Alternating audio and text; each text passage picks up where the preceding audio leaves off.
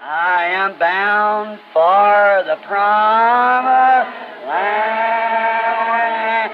I am bound for the promised land. Oh, who will come and go with me? I am bound for the promised land. All over those wide extended plain shines one eternal day. There God the Son forever reigns and scatters night away. Oh, I am bound for the promised land. I am bound for the promised land. Oh, who will come and go with me?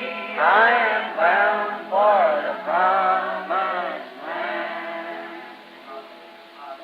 500 walking into the river yonder the first day the angel of the Lord appeared visible to vindicate like he did on Mount Sinai. I'd met him.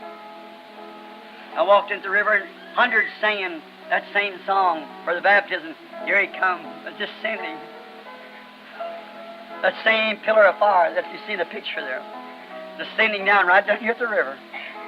And said, as John the Baptist was sent to forerun his first coming, this message will forerun the second coming. Oh, who will come? Go with me, I am bound for the promised. Estão vendo? É exatamente dessa maneira que o temos. Eu preguei, eu creio que foi nesta igreja uma vez, crentes manufaturados e incrédulos. Esses três no grupo, tem-se isso em todo lugar. Isso são três no grupo também. Vendo que esta situação das pessoas sempre tem existido, podemos ir lá para o passado e provar que essa é a situação do homem sempre. Eles têm sempre estado nesse tipo de condição. Então, vendo que sempre tem sido assim, então isto nos deixa predispostos a crer que Deus projetou as pessoas para serem desse jeito. Ora, Ele fará seu inimigo louvá-lo. Tudo. Paulo, escrevendo em Romanos capítulo 8, disse, ó homem tolo, pode o barro dizer ao oleiro, por que fazes-me assim? Não tem ele poder para fazer um vaso para honra e outro para desonra? E se ele não tivesse feito à noite, você nunca apreciaria a luz do sol. Se tudo o que tivesse havido fosse a luz do sol, você não saberia como apreciá-la. E se não tivesse havido enfermidade, você nunca saberia como apreciar boa saúde. E se não houvesse más pessoas, nenhuma má mulher, uma boa mulher não seria honrada, está vendo? Elas não seriam, honra não pertenceria a ela, porque é simplesmente tudo desse modo, é simplesmente uma coisa comum, mas é a lei do contraste. Deus faz isso deste modo. Um para ser tão desonroso, para mostrar o honroso, um para ser tão errado. Isto mostra, se não fosse, essa seria a coisa certa. Se não houvesse, não pode haver um dólar falso sem que haja um dólar verdadeiro. E então o falso se tivesse sido feito um falso para começar, então ele seria o verdadeiro. Mas ele é uma cópia. Não pode haver pecado sem que haja justiça, porque justiça é a coisa certa, e pecado é a perversão da justiça. Em outras palavras, uma verdade é uma verdade. Uma mentira não pode ser uma mentira sem que haja uma verdade primeiro. Para perverter aquela verdade é uma mentira. Assim, todo pecado não é nada senão justiça pervertida. Portanto, há um sistema no mundo. Dois sistemas, e um deles é o sistema certo. E o outro é um sistema pervertido. E um deles é a palavra de Deus, o qual é certo. E a palavra de todo homem é uma mentira. E esse sistema denominacional que temos hoje, formando um concílio mundial de igrejas para fazer uma marca da besta para fazê-los emergirem juntos, é a coisa errada. E os homens estão cegamente caminhando para dentro disso. Deus colocou a coisa na terra pela qual eles podem ser libertados, mas eles pensam que é um monte de fanatismo. Eles não o querem, eles o deixam. Acham que eles têm de fazer algo acerca disto, eles têm de fazer seu próprio sistema. Deus já tem o sistema aqui, sua palavra, mas nós não queremos isso. Assim nos encontramos hoje, exatamente como eles estavam então. E agora, vendo que as pessoas são projetadas para ser desse jeito, observem, vocês dizem, eu sei que toma muito tempo, mas não quero ficar observando aquilo porque me deixa nervoso. Estão vendo? Políticas. Agora, nós tomemos, por exemplo, para vermos se as pessoas são projetadas para estar em três classes. Tomemos a política. Há alguns que são partidários entusiasmados de um homem, e outro grupo odeia. E outro grupo não sabe o que fazer acerca dele. Eles não sabem qual. E isto os lança em confusão. Esse homem diz, ele é um grande homem. Ele se tornará o nosso melhor presidente. O outro diz, ele não passa de um renegado. Então, o do meio diz, agora não sei o que fazer. Estão vendo? Vejam, somos projetados desse jeito. Somos constituídos desse jeito. É assim que os seres humanos são. Tinha de ser assim para cumprir a grande economia de Deus. E para fazer sua realização, que ele ia realizar na terra, o homem teve de ser projetado deste modo. Um é certo, o outro é errado, e o outro fica entre os dois. Sempre tem sido dessa maneira. Observem, eles fazem isso toda vez que não sabem. O homem do meio é que está em lugar ruim, porque um pode expor o assunto, porque ele pensa que é certo. O outro pode mostrar de que modo ele pensa que é errado. E o do meio não sabe nada acerca do assunto. Ele não sabe para que lado virar. E é exatamente assim na religião. As pessoas fazem a mesma coisa hoje acerca de seu destino eterno. Agora, nós vamos ferir só por um minuto. Elas fazem isto acerca de seu destino eterno. Um homem que vá até aqui a um cesto para comer, e se você encontrasse uma aranha e uma tigela de sopa, você ia querer processar essa companhia ou esse restaurante. Ora, você não comeria essa sopa, ela estaria envenenada. Você não a tomaria de modo algum. Uma grande barata ou algo cozido em uma tigela de sopa. Ora, você não a tomaria de modo algum. Você ficaria doente em pensar nisso. Contudo, você deixará algum bando de teólogos empurrar-lhe algo garganta abaixo que o enviará a 1 milhão de milhas de Deus e o engole. Quando o homem viverá de toda a palavra que sai da boca de Deus, é uma corrente com a qual sua alma está pendurada sobre o inferno. E como disse antes, o melhor de uma corrente está no seu ponto mais fraco. Se um elo se quebrar, tudo o que você tem de fazer é quebrar um deles. É só isso. O restante dele se solta com isso. É somente tão forte quanto o seu elo mais fraco. Agora, uma pessoa que sabe que se comesse essa sopa com uma aranha venenosa nela, isto provavelmente a faria adoecer. Você teria de ir para o hospital e ter uma lavagem estomacal e um monte de problemas pelos quais passar. E isto, na realidade, poderia matá-lo. Mas que coisa, você nunca passaria por perto de um lugar como esse. Você nunca ia querer pôr o pé na porta novamente porque você teria medo de ser envenenado e morrer. E então você, sem restrições, se tornará membro, colocará seu nome em livros e lutará pela própria causa da coisa que a Bíblia diz. Isto não está arruinando seu corpo, mas enviando sua alma para o inferno. Está vendo? De que modo estranho as pessoas agem. Elas tomam seu destino eterno, baseiam isto em algum termo teológico. E pode-se trazer-lhes a Escritura, dizer, isto é o que a Bíblia diz. Aqui está, bem aqui. O teólogo olha para isto, bem, isso foi para outro dia. Estão vendo? E vocês dão ouvidos a ele. Vejam o que Deus diz. Um real, verdadeiro cristão somente dá ouvidos a essa palavra. E isso é tudo. O homem de Deus vive por esse pão. Observem, alguns creem na palavra, enquanto há outros que creem em sua interpretação denominacional, e há outros, por meio desta confusão, que não sabem em que crer. Agora, alguns deles disseram, este concílio mundial de igrejas, essa vai ser a coisa. Isto vai nos fazer todos um. É exatamente isto. E outros dizem, ora, isto é o diabo. Aqui está na Escritura. Então, o homem que não toma tempo para se sentar e orar e buscar, ele diz, esqueçam isto. Esquecer isto é por sua declaração, irmão, por sua posição, pelo termo que você toma, que vai enviá-lo ao seu destino eterno, onde você estará para sempre. Não faça isso. Cabe a nós nos sentarmos quando qualquer coisa assim se levanta. E uma questão, como nos dias de Jesus, quando eles vieram, a igreja disse, ele é somente um renegado, não há nada de especial nele. Mas um disse, examinais as Escrituras. Ele disse, porque vós cuidais ter nelas a vida eterna, e são elas que vos dizem quem eu sou. Então, homens, mulheres, qualquer que seja a condição cristã delas, de qualquer modo, ou interesse em seu destino eterno, deveriam examinar as Escrituras e ver quem ele era. Então, a questão não teria sido quem é este, eles diriam, aqui está ele. Essa é a diferença. Vejam, esse é o homem, eles simplesmente são propensos a ser desse jeito. Alguns são ordenados a isto. É duro dizer isso, mas é verdade. Isso mostra. Estão vendo? Agora, hoje, alguns dizem, eu creio na palavra, a palavra é verdade, cada palavra dela. Outros dizem, nossos pastores vão e ensinam esse tipo de... Eles sabem o que dizer acerca disso. Outro diz, bem, eu não sei, eu me uni a esta, eu não gostei dela, eu fui aqui e me uni a esta, eu não sei a qual pertencer. Estão vendo? É assim que era, então, o mesmo tipo de multidão. Bem, sempre tem sido assim, desde o princípio e sempre será. Agora, consideremos a verdade bíblica sobre este assunto e ver se isto está certo. Só por alguns minutos agora. Adão, no princípio, isto começou desse jeito, exatamente do modo como o temos hoje. Não mudou nem um pouquinho.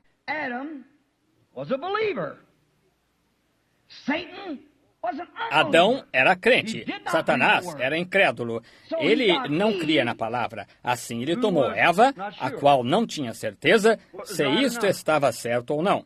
Está vendo? Satanás, o incrédulo, Deus disse, no dia em que comeres dali, nesse dia morrerás. Satanás disse, não é verdade. Veja. E ele não cria nela. Adão cria nela. Assim ele trabalhou na pessoa que estava no meio. Eles simplesmente não conseguiam discernir. Ela simplesmente não conseguia discernir. Agora observe. A mulher aqui representa a futura igreja denominacional chamada noiva. Tudo isto se levanta em Gênesis.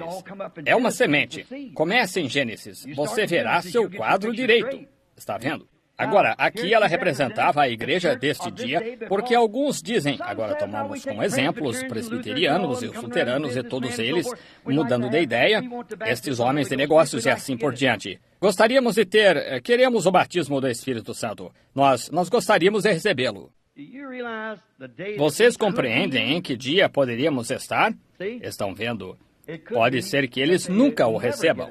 Vocês sabem que Jesus disse, quando elas, as virgens adormecidas... Agora lembrem-se, a virgem adormecida vem para pedir azeite. Todas foram seladas do lado de fora. Ela não o recebeu. Ela nunca o recebeu. Vocês compreendem que depois que a noiva se tenha ido arrebatada para o céu, as igrejas ainda continuarão? Pessoas pensando que estão sendo salvas e tudo exatamente como sempre fizeram?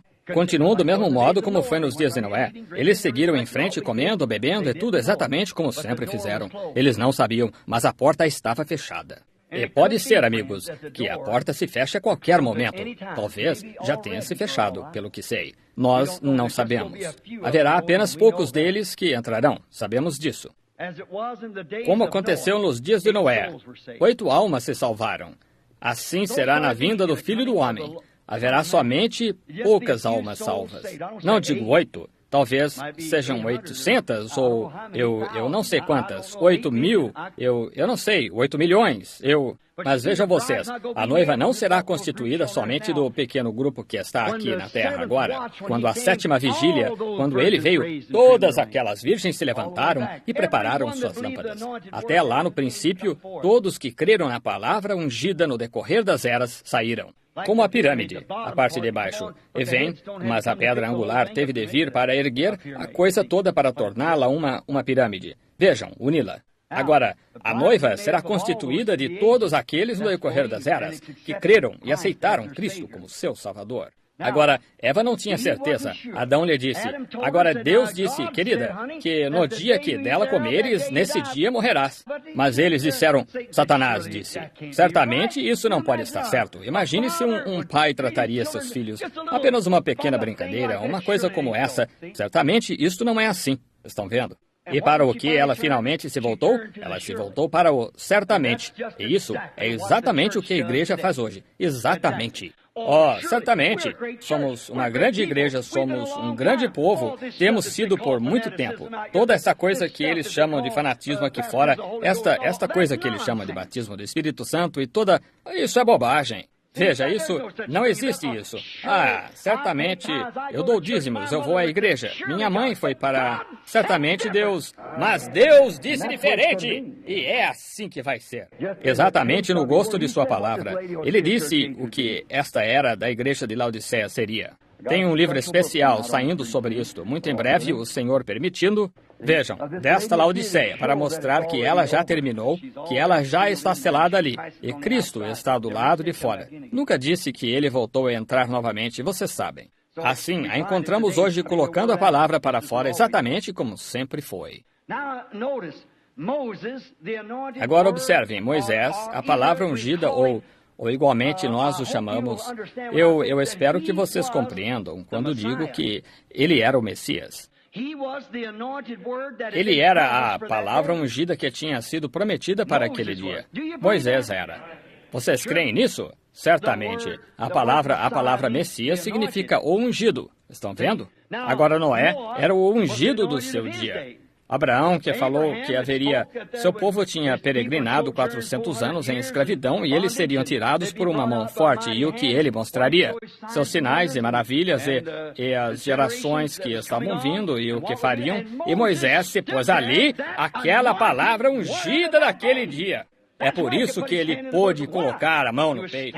Porque ele se encontrava na presença de Deus. Amém! A grande glória Shekinah em volta dele todo. Cada movimento que ele fazia representava Deus. É aí onde a igreja deveria se encontrar agora, correto. Ao invés disso, estamos com excesso de teimosia de alguma coisa denominacional. Mas Moisés tinha sido atraído e ele se afastou. E ali estava aquela coluna de fogo pairando ali, naquela sarça. E aqui se encontrava Moisés ungido. Sem dúvida, o homem nem ao menos sabia o que estava fazendo. Os símbolos que lhe foram dados quando ele se encontrava ali com seu cajado de pastor e saber que isso ia ser uma vara no deserto, ela transformou-se em serpente. Então tornou-se uma expiação. Aquela serpente tornou-se no deserto. Todas as coisas que ele fez, eles eram sinais de vozes falando ao povo. Vejam, havia algo que tinha a ver com ele. E Moisés talvez nem tinha sabido disso ele mesmo, mas ele era a palavra ungida daquele dia. Ele era o mensageiro ungido. Assim, se ele era o mensageiro daquela hora, ele era o Messias daquela hora. Ele era o ungido. Agora, ele, Josué e Caleb eram os crentes no grupo. Observe. E tentaram ensinar a outros a verdade. Mas vejam, Satanás, Datã e Corá fizeram com que outros parecessem no deserto. Agora, qual foi o problema? Deus tinha chamado Moisés, ele não queria ir. Aqueles profetas tinham tais coisas para fazer que eles... Era uma coisa difícil de fazer. Eles não queriam estar saindo e ser escarnecidos. Eles queriam ter companheirismo e entrar com os demais e concordar com os irmãos. Mas vejam vocês exatamente como, eu creio, esqueci-me que profeta foi que disse, se eu não quero fazer isto, em outras palavras, mas meu coração inteiro fica em chamas. Deus falou e tenho de entregar isto. Quer eles gostassem disto, quer eles o crucificassem, quer eles o apedrejassem, o que quer que eles fizessem, Deus falou em seu coração e ele tinha de fazê-lo, não para ser diferente, mas ser obediente. Obediência é melhor que sacrifício, o atender, do que a gordura de carneiros. Vejam, isso estava em seu coração. Ele tinha de fazê-lo. Isto era sua vida. Ele não podia retê-lo. Havia algo, uma pulsação que os impulsionava. Eles não podiam abençoá-lo ou amaldiçoá-lo. Deus tinha um controle tão completo sobre eles que ele era sua voz, suas ações. Aleluia! Deem-me uma igreja que esteja tão completamente ungida com Deus que todas as suas ações e movimentos sejam assim, diz o Senhor. Caminhem naquela glória Shekinah. Eu lhes mostrarei o Messias, ungido de Deus, de pé sobre a terra. Lá se encontrava Moisés ao lado da sarça ardente e a glória Shekinah. De pé ali ungido, ele mal sabia o que estava fazendo. Ele estava apenas obedecendo o que a voz disse para fazer. Mete a mão no peito, tira, apanha essa vara, transforma-a em uma serpente. Lança novamente, não importava o que qualquer outro dissesse, ele ia fazer isso. Disse, Senhor, mostra-me tua glória e estarei pronto para ir ao Egito. Eu não sou um homem eloquente. Eu não consigo falar bem, mas tu somente deixa-me ver tua glória. E ele a mostrou para ele. E ele desceu e tomou estas mesmas coisas, e para mostrar que ele era o Messias ungido. Aquele homem apanhou o pó da terra e lançou no ar, e moscas e pulgas voaram daquele pó e cobriram a terra. O que poderia criar, senão Deus? Apanhou água do rio e derramou-a sobre a margem, e cada gota de água em todo o Egito transformou-se em sangue. O que poderia fazer isso, senão Deus? Que era isto? Ele estava tão completamente rendido à palavra ungida de Deus que ele era o Messias. Os egípcios tentaram rejeitar isso desse modo. Os incrédulos tentaram rejeitar isso. Os crentes manufaturados tentaram da forma deles. Mas a palavra de Deus levou-os diretamente para a terra prometida. Isso mesmo. Eles eram ungidos. Ele era o Messias. Agora a questão se levanta lá no deserto. Aqui é onde isto traz. Vejam, agora quero que observem, meus irmãos. Agora lembrem-se, estas pessoas desfrutaram daquelas bênçãos. Elas desfrutaram da pregação deste profeta, este ungido. Elas creram nele, elas o seguiram, mas levantou-se um no deserto, um chamado Datã e um chamado Corá. E eles disseram, isto tem de ser ocupação de um só homem? Moisés pensa que ele é o único que Deus chamou? Aquela mensagem de um só homem, eles não a queriam. Não, eles não a queriam, e Deus nunca lidou senão com um homem de cada vez. É sempre a mensagem de um só homem. Quando foi que ele lidou com o povo e não com apenas uma pessoa? É um indivíduo, não é um grupo. Você é responsável para com Deus, cada um de vocês. Você diz, eu creio nisto. Você apenas, o que você faz? Você apenas acolhe isso. Você acolhe um pensamento. Aqui está uma mulher de pé aqui. Eu sou um jovem esperando para casar. Ela satisfaz minhas especificações sobre todos os aspectos. Ela é uma amável cristã. Ela tem a aparência de uma. Ela se veste como uma. Ela age como uma. Ela vive como uma. Eu admito que ela me sairia uma boa esposa, mas ela não é minha até que eu a tome para ser minha. É assim que é a mensagem. Você pode simpatizar-se com isso e dizer, é correta, mas você tem de tomá-la você mesmo para tornar-se parte disto. Então você e a mensagem se tornam um. Então a unção está com você, como está com os outros. Agora, Satanás, ele não cria nisso. Datã, ele fez com que Datã e os demais não crescem nisto. Levou todos eles a perecerem. Mas você diz, espere um minuto, irmão Branham. O irmão disse 3, Moisés, Josué e Caleb. É exatamente isso. Isso é o que havia. Mas aqui o irmão diz 2. O irmão diz aqui que havia 1. Você diz, o Satanás sobrenatural. Mas lá estava o Deus sobrenatural também, ungindo estes 3. Agora, Satanás somente ungiu, mas o outro está vindo. O outro está vindo. Somente observem por alguns minutos. Ele entra em cena, seu nome é Balaão. Ele é um profeta amante de dinheiro, assim chamado profeta, falso profeta. Há sempre todos os tipos de profetas, e sempre com Israel, e juntamente com o grupo, sempre havia profetas. Aqueles profetas bajuladores, espalhadores de boatos, que caminhavam juntamente e queriam a boa palavra do rei e uma mão estendida e...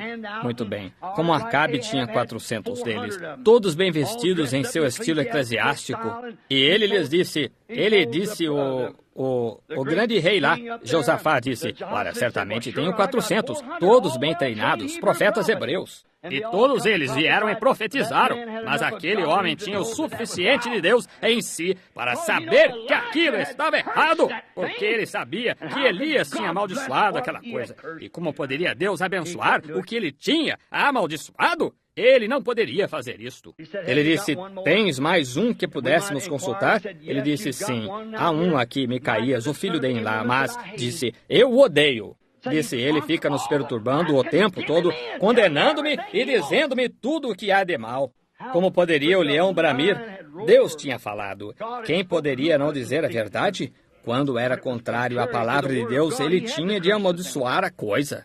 Eles sempre têm tido isto, o falso profeta, mas eles também têm tido um verdadeiro sempre. Lembrem-se, não havia uma escola cheia deles, havia um deles. E é assim que é em qualquer dia. É desse jeito hoje. O profeta do dia é essa palavra. Isso mesmo. O profeta hoje não são todos esses diversos aqui. Há um profeta metodista, um profeta batista, um profeta pentecostal, todos os tipos de profetas ao redor pelo país afora.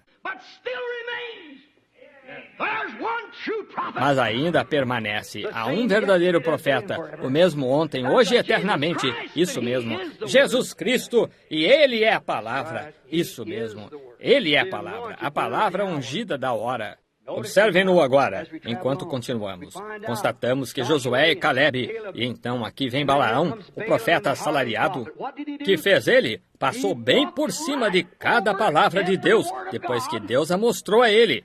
Ele representa a denominação hoje. Vamos mostrar isso em alguns minutos. Datã, o que ele era e o que o resto deles era.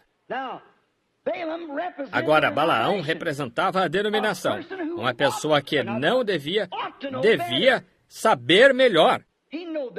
Ele sabia que aquilo era errado. Mas que fez ele depois disso? Deus lhe deu uma advertência e ainda assim ele ignorou totalmente aquela advertência. Ele era tão louco por dinheiro e popularidade que ele podia pertencer a eles. E assim estão as igrejas fazendo hoje, caminhando bem para dentro desse concílio mundial de igrejas. E cada advertência está ecoando pelo país afora. E sinais e maravilhas nesses últimos dias caminham para dentro disso de qualquer modo, porque amam o louvor dos homens mais do que a palavra de Deus. Eu tenho um bom amigo ali que está pregando essa mensagem, um pentecostal, dizendo às pessoas, tentando unificar a igreja, dizendo que nós temos de entrar nisso, este movimento ecumênico. Ora, alguns deles, a Igreja de Cristo, muitas dessas denominações que nem ao menos creem no nascimento virginal, e todas estas diferentes coisas, e todas elas pertencem a isso. Yes, we'll gather at the river, a beautiful river. I'll gather with the saints at the river that flows by the throne of God. Yes, we'll, all of us, at the river, a beautiful river. We'll gather with the saints at the river that flows by the throne of God. Room, yes, there is room.